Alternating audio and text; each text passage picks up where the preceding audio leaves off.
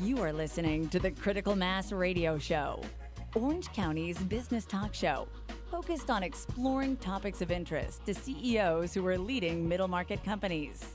With your host, Richard Franzi. And welcome to this edition of Critical Mass Radio Show and Podcast. I am your host, Richard Franzi, and this is podcast episode number 1113. With over 30 years of banking experience in several positions, Joe Hensley helps lead the commercial banking team in Orange County for U.S. Bank. He joins us to discuss what's happening in the banking sector and the Orange County economy. Joe, welcome to Critical Mass Radio Show. Thank you, Richard. It's good to have you here. It's good to be here. Let's start by I know you're a banker, so this might be a tough thing, but do you have an interesting story? That was a joke, see? I know. Already, we're right out of the gate, Polly. We got to have the ba-dum, boom, boom, but sound. But anyway, do you have an interesting story maybe that you could share with us, kind of your first personal and professional path? I mean, you've been in the banking industry for 30 years. Absolutely. Actually, this is my 38th year. Holy believe cow. it or not. Over 30 years, 38 so years. I started my You must have banking- worked as an intern in high school or something, right? Is that how you got 38 years? Actually, I was studying to be a minister, and I was minoring in music, and I took a part-time teller position. Oh, my God. And this was during the Carter administration, to tell you how Okay. long ago it Yeah, was. I remember and, those days. You know, we were in the middle of a recession, Yes, and we so I were. just stuck with the banking job for a few years, and I realized I really have a knack for this. I couldn't remember my customers' names very well, but I remembered their 10-digit account number. So they would walk into the branch, and I would have their account number pulled up already. And I was sort of an anomaly that way. Right. So I realized, hey, this works. Okay. And I continued doing it, and here I am today. So you're one of those people that can say, I started as a teller. Yes, a part-time teller at A that. part-time teller, a student teller, right? Yep. Because you were in college I or sure whatever, and was. so you're just trying to make some money. I was Right. trying to pay my bills. Where? Fort Wayne, Indiana. No way. Yeah. Really? Northeast Indiana. Do you know Tony Huddy by any chance? No? No. Anyway, okay. He's a friend of mine from Fort Wayne. You never know. Hey, you never know on Critical No, Mass. you may- never know. These connections. So give us a little bit, just the highlights of how you went from part-time teller to now the position that you're in. Well, over the years, you know, I worked my way up through the branch system, and I became a branch manager. And then after a few years of working in the branches, I got involved in the consumer lending side and ended up running consumer lending for a mid-sized bank back in the Midwest out of Louisville, Kentucky. And then I stepped out of that role, the senior leadership role there, and I stepped into the commercial banking side of the bank. And then I worked my way up through the commercial bank into the market president position for Orange County. So how, for those of us that may not know, how are those two different parts of the bank? How are those two parts of the bank different? Well, really, the retail side of the bank services the public day-to-day mortgages, car loans, credit cards, things, deposits, and so forth, and even the investment side. On the commercial side, we service companies anywhere with sales from $20 million up to several $billion. So we really service more commercial clientele. Is it common for people to move in the banking industry from retail to commercial or from commercial to retail, or do they sort of silo and stay in that area? You know, you got a mixture of both. Over the years, it all depends on what their passion is. I mean, I ended up in commercial banking because I enjoyed the variety of companies. I managed a restaurant group in the commercial banking portfolio and got to see all the international stuff about how the restaurant works. And then the next week I would be out at Caterpillar. And then the next week I might be at a bourbon distillery. And so, you know, the variety of the businesses and how they operate and how they make money and how I can help them really fueled my passion. It's So that's, interesting to see how people make money, yeah, it is. right? It is. And the business side.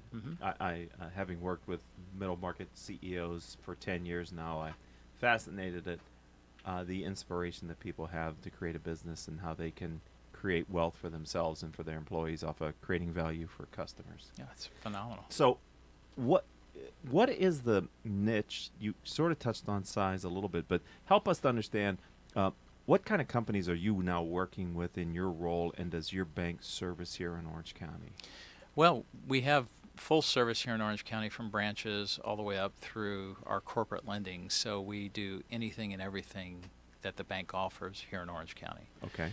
And on the commercial banking side, we deal with customers anywhere from 20 million in sales up to $500 million in sales. Mm-hmm. And so we provide anything they may need, from loans to leases to cash management to payment solutions. Our niche really in our world, about 40% of our revenues are driven by payments. We own our own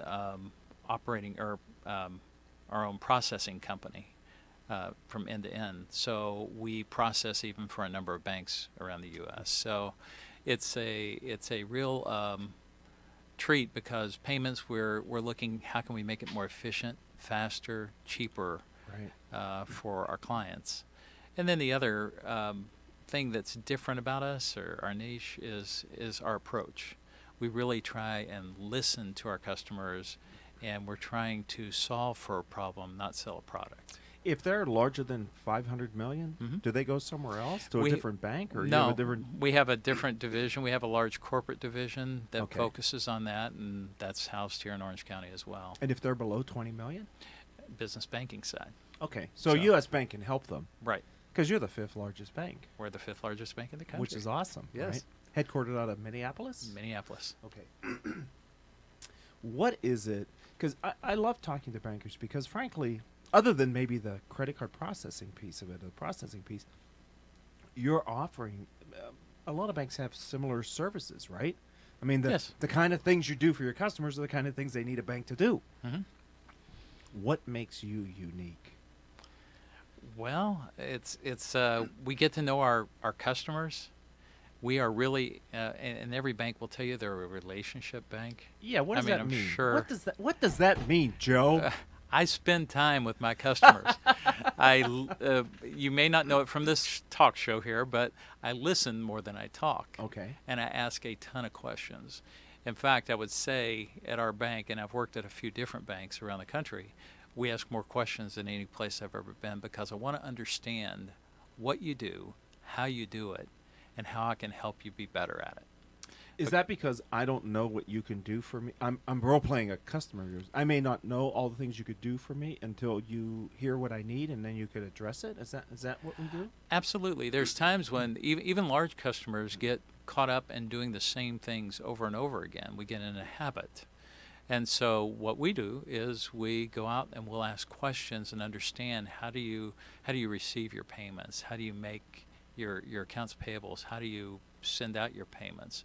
And once we do it, we sort of do a roadmap on how they could do it maybe a little cheaper, a little faster, and maybe make them a little more efficient. And so that's really what we talk about when we talk about relationship. Outside of the office as well, we tend to spend time with our customers, because they're people who have real needs, and we like people. I mean, this is a people business after all. Right. Yeah. I mean, you're dealing with business owners, and you're in that middle market space, right? Oh, yes. And probably a lot of growing companies that Yeah. are in that space. That seems to me to be an area where companies are moving up from 20 million, hopefully, to $500 million. Absolutely. And then also the other things that make us unique is Fortune magazine has rated us the #1 super regional bank the last 8 years in a row.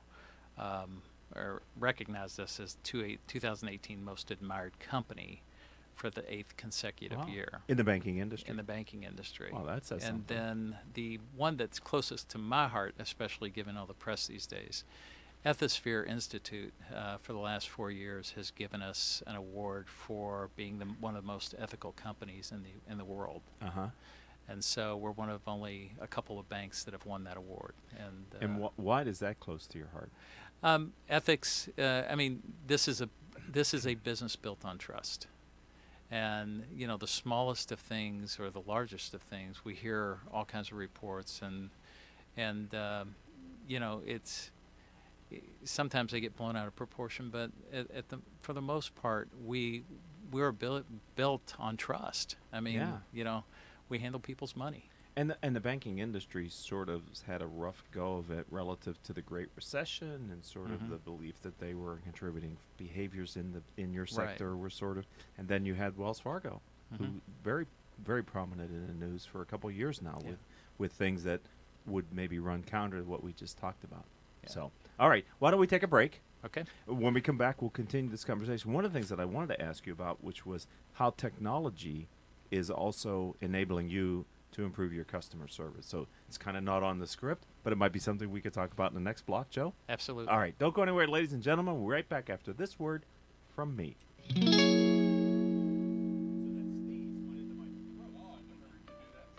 If you are an Orange County business executive, this message is for you. Do you ever feel isolated with no place to turn for advice or feedback? Who holds you accountable to your commitments in your company? Where do you find the right resources to help you and your company grow? If you have these questions, then Critical Mass for Business might be the answer for you.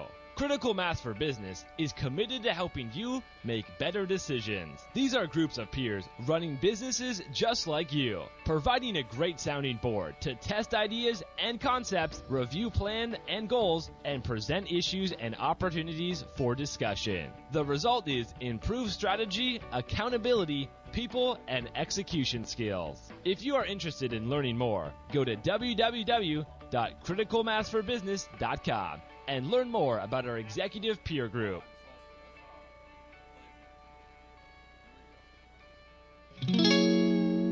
Welcome back to this edition of Critical Mass Radio Show and Podcast. I am your host, Richard Franzi. All of our shows can be heard anytime on iHeartRadio, iTunes, Stitcher, Spreaker, several hundred former guest websites whose CEOs have been on our show in the past. Since we started in 2009 here on OCTalkRadio.net, we've reached hundreds of thousands of listeners through the live stream, the Facebook live stream, podcasts, and other platforms like YouTube that we use. Simply type Critical Mass Radio Show in your favorite podcasting software, and you'll get our weekly shows with great guests like Joe. Joe, off mic, we were talking about kind of the banking ecosystem, community banks and mid-sized banks, super regional banks.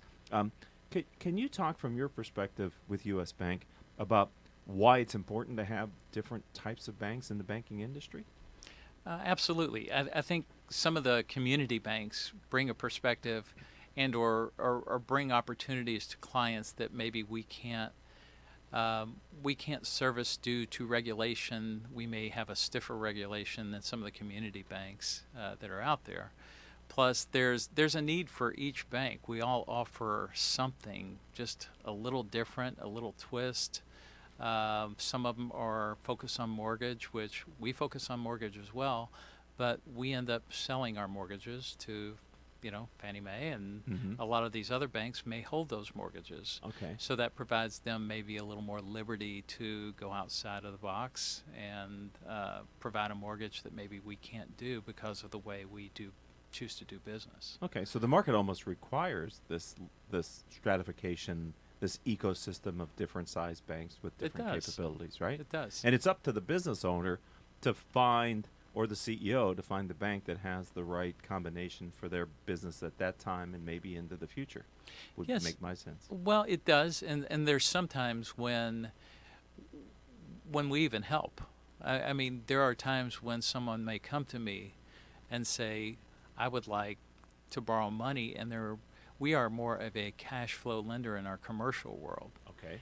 And they have a strong balance sheet, but that balance sheet doesn't necessarily take care of the cash flow side. Right. But we know banks that are able to lend them on their balance sheet, as opposed to, and so it's not beyond me to say this might be a better fit for you because it's important that they're taken care of. Yeah. At some point, they may come back and remember, I'm the banker that told them the truth. Yes. That took care of them, and again, it's a development of trust. Yeah. Or make a recommendation to someone else. Exactly. At least talk to this guy. He told me the truth, and I ended up not doing business with him. So you probably can trust he's going to tell you the truth too, right? Right. Which is great currency. All right. I said before the break I wanted to ask you a little bit about technology and what that's done for banking. I mean, I can remember when ATMs were like a novel, cool new thing. Oh, yeah. Right? So I'm dating myself, but Paul's told me all about it. He's shown me pictures from his youth when they were just being started. But anyway, I lived through his past experience. But to me, it seems like technology is ever increasing and giving you, as a banker, different platforms that you've never had before. Oh, it's really wonderful. We have a strong, innovative culture, and what I mean by that is, if you visit our website, if you, we have real-time payments now where we can send money and receive money immediately without, it used to always be to do that you'd have to send a wire. Well, now through ACH you can do real-time payments, and on the technology side, the things we can do on our phones, I can't tell you the last time I wrote a check. I mean, and you're a banker. I'm a banker. You get them for free. I use Zelle to send money. I use, you get a phone number and you send money to pay. We pay our piano teacher for our daughter through Zelle. We pay, I pay all my bills online. I just rarely. I probably wouldn't carry cash if it wasn't for valet and tips. Right. I frequently run out of cash, and I don't even really find pain until I go to the Center Club or something, and oh my gosh, I got to give a couple of dollars here. I have no money. How embarrassing is that? Right. Exactly. Right. Do you see all those services are awesome, but I just led I was a moderator for a panel on cybersecurity and the risks around cyber attack. This conversation was largely about foreign actors attacking U.S. companies. Right. I would think a large financial institution would be a very attractive target for a foreign national to try to attack. And it seems to me the more of these services that you offer, that you sort of extend your network out to your customers through mobile banking and things, the more risk points you must have to worry about in the banking industry. Is that, in your position, something that you're seeing the executives at U.S. Bank kind of focused on and talking about? Cybersecurity, protecting the... Always. Right? Always. I mean, again, it goes back to trust. And so we spend a lot of our money making sure that our customers' money is safe and that we have safeguards in place. And, of course, we get hit every day with people trying to get in. Right. And just like every other bank or every other large company. And, fortunately, we've been very fortunate that our people have done a great job in protecting the money and protecting our reputation in the community.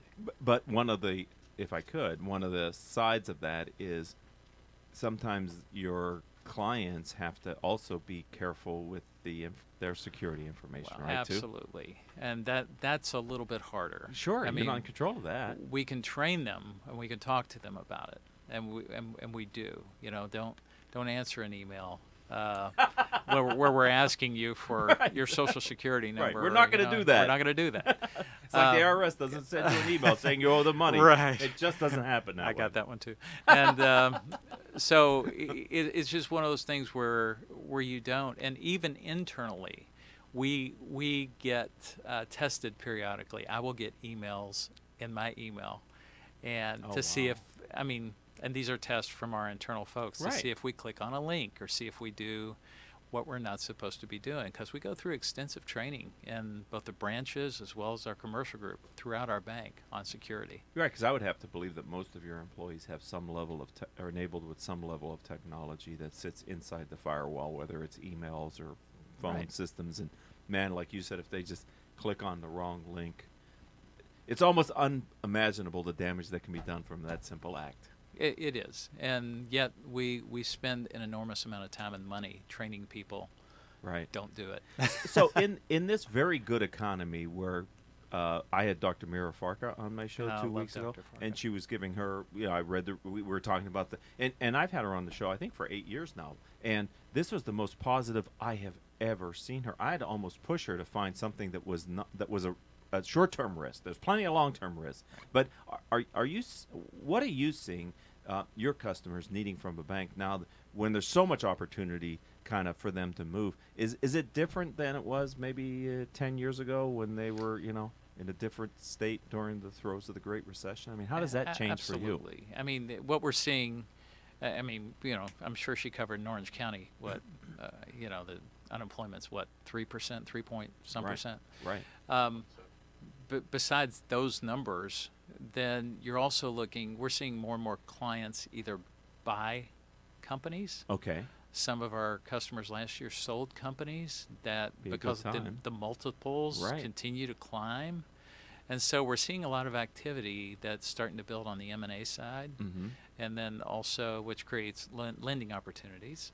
If our companies are the buyers, it creates holes if they're the sellers. And but still, it's good. It's good for the community. It's good for our culture in Orange County. So we're seeing more and more of that. And how's the velocity of money moving through the system? I mean, is it moving? I mean, my sense is with an economy like this, transactions are happening at a faster rate. Money's moving a lot faster now, right? Yes. Yes. And things can change on a dime, but I got a definite sense from Dr. Forka that barring any unforeseen, we've got another year or two potentially of this type of really positive economy. Yeah, I think she's projecting through 2019. Right. We're pretty clear.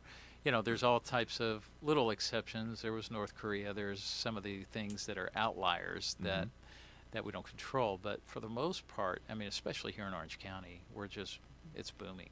Right.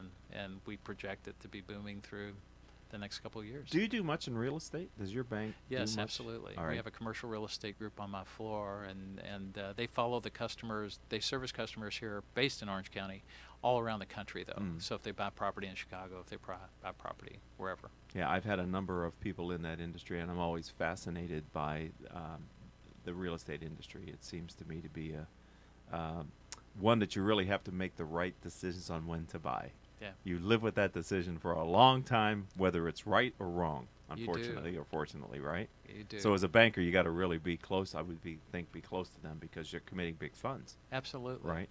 And there again, these relationships have been around for 15, 20 years, and we've been through cycles with them. So we both understand the cycle. They don't want to buy at a bad time, and we don't want to finance at a bad time either. Yeah, so. and I'm not an expert, and I'm not giving any advice here, but it feels like, man, everything is at a premium right now. It certainly is. It feels like you have to be very careful in a lot of ways, especially for businesses making long-term commitments to lease properties and such. So if someone would like to learn more about U.S. Bank or about your area of U.S. Bank, where would you suggest they go online, Joe, to find out more?